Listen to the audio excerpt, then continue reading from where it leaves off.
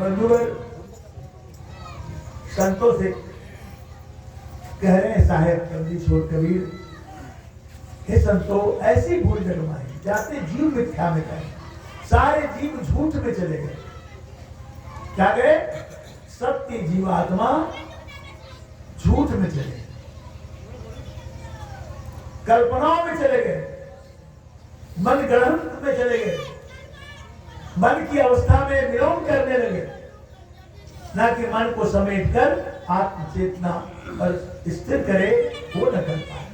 ऐसी भूल जगमाई संतो, ऐसी भूल जगमाए जाते जीव मिथ्या में गए। साहब कहते हैं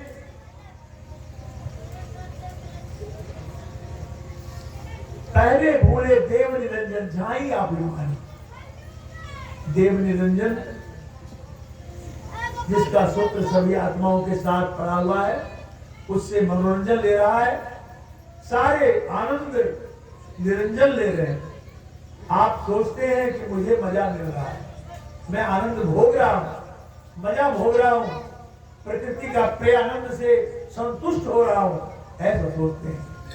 ये संतुष्टि आपकी नहीं है, ये तो आपके मन की है, मन के द्वारा निरंजन की है, जो 3 लोक का मालिक है, 21 ब्रह्मांड का मालिक है, उसका बनाया हुआ 84 लाख जोड़ी है, संसार में जीवों को फंसाया है और पनिशमेंट भी वही देता है, और सारे जीव उसमें लटके भटके पड़े थे। सभी मन की पूजा करते हैं, यहां मन नहीं लगा चलो दूसरी जगह, जहां मन लग जाए वहां चलते हैं। मन की पूजा, मन ही देवता, मन ही ईश्वर, मन से बड़ा न कोई, ये हो गया स्थिति। तो सब जगह मन की पूजा हो रही है, इसलिए साहब ने कहा गुरु की पूजा करो। और गुरु क्या? 3.5 हाथ का शरीर गुरु है। ये तो एक माध्यम है, लेकिन झुकना यहां पड़ता है। इसलिए झुकना पड़ता है, यहां झुकने से गुरु के आगे बंदरी रहने से जीवन की सफलता है। गुरु के अधीनता को स्वीकार करने से स्वाधीन होते हैं। लोग कहते हैं मैं स्वाधीन हूं, मैं परतंत्र नहीं हूं, मैं तो किसी के सामने झुकने वाला नहीं। अरे भाई, आप तो झुके पड़े हैं, आपको झुकने के लिए आपका मन है, झुकाने के लिए हर पल हर क्षण आपको झुका देता है। आप मन को जानते ही नहीं है, मन क्या है। सबसे पहले तो मन को समझना होगा। ये निरंजन कहते हैं, अब ये कर्ता पुरुष जो हो गए, पहले भूले देव निरंजन झाई आपने माने, अपनी झाई को, अपनी की छाई को, अपनी परछाई को मान के बैठे। मैं हूं, मेरे समान दूसरा कोई नहीं है। और यही से बोल चला शुरू हुआ। झाई अभिमानी, झाई मतलब इच्छा केंद्री, इच्छा तेरमानी, इच्छाएं हो गई, मनोइच्छा। आपके मन में कितनी इच्छा है, जैसे नदी में हवा चलने पर नदियों की ढेव को आप गिर नहीं सकते, उसी तरह से आप मन के तरंग को नहीं पहचान सकते। इतनी तरंग, इतनी इच्छाएं, इच्छाएं है मन में, मनोइच्छा। कहते हैं झाई मूलत इच्छा केंद्री, इच्छा के अभिमानी। उन इच्छाओं के जैसे जैसे पूर्ति होते गए, आप अभिमान आपका बढ़ता गया। देहाभिमान, तन मद, बल मद, जाति मद, विद्या मद, सब त्याग, तब मानव जीवन बने संत चरण अनुराग। शरीर का बल का अहंकार, नाना प्रकार का, विद्या का बल का अहंकार, बुद्धि का बल का अहंकार, 10 बापूत है उसका अहंकार, इतना रोम रोम अहंकार हो गया। जब रोम रोम अहंकार हो जाएगा तो सतगुरु के परिचय के बिना चारों वर्ण चमार कहा साहब ने। क्यों चमार कहते? चर्म विशेषज्ञ को, चमड़े की जानकारी को, जो जानता है, चमड़े तक जानता है कैसा चमड़ा है, उसको इसके विशेषज्ञ को चमार कहते हैं। चारों वर्ण जमा, चाहे ब्राह्मण हो, क्षत्रिय हो, शूद्र हो, सभी वहीं तक आकर के अटक जाते हैं, वहीं तक आकर के रुक जाते हैं।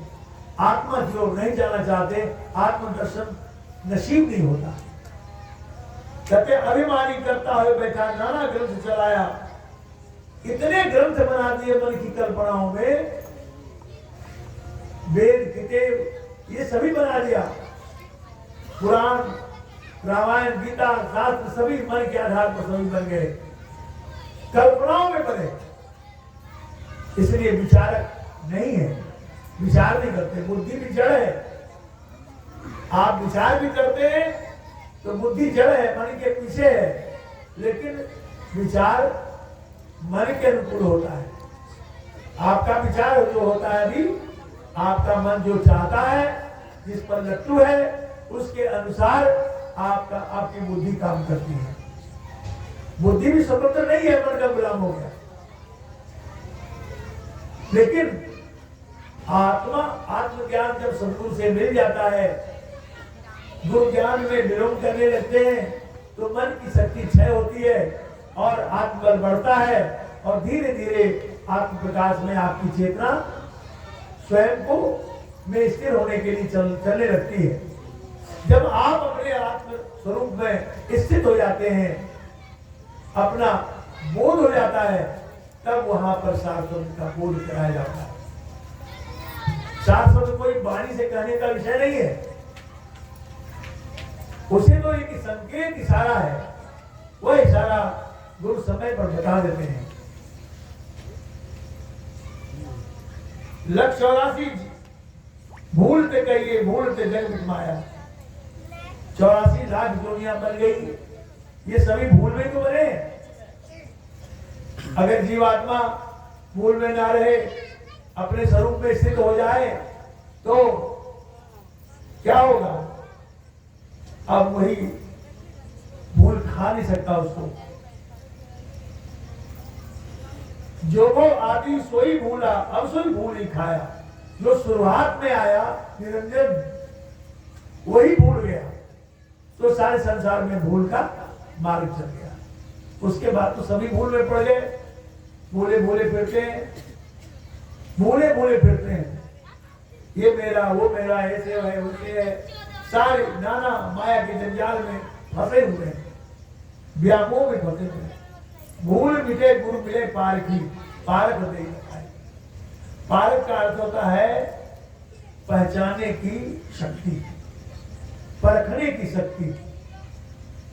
जिसे परख हो गया है वह पारखी कहलाते हैं। वैसे पारखी समाज भी हो गया है, एक संप्रदाय भी बन गया है, लेकिन पारखी यथार्थ रूप में उसे कहते हैं जो जिसमें परखने की कला आ गई। तो कहते भूल मिटे गुरु मिले पारखी। जो पारखी गुरु है, जो परखने वाले हैं, वो पारख जो है, पारख दे लखाई, उसकी परख जो है आपके साथ हो जाए, आप सही परख लें। ये क्या है, वो क्या है, समझते हुए आत्मबोध की ओर चल पड़ेंगे। कहे कबीर भूल की औषध पारस सबके भाई। कबीर साहब कहते हैं भूल की जो औषधि है, ये सारे भूलों की जो औषधि है, परखने की कला है। परखने की कला है। आप में परखने की कला गुरु से आती है। आप गुरु से सीख सकते हैं परखना। अगर गुरु पारखी हो, परखने योग्य हो, आत्म अनुभूति और परमात्मा अनुभूति का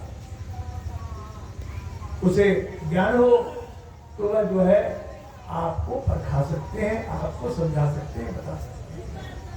समय कितना हो? 7:15 7:10 हो गया। 10 मिनट ज्यादा फास्ट इसलिए हुआ, समय बढ़ गया, समय बढ़ते गया। अब इतने में वाणी समाप्त करता हूँ। अब आरती किया जाए।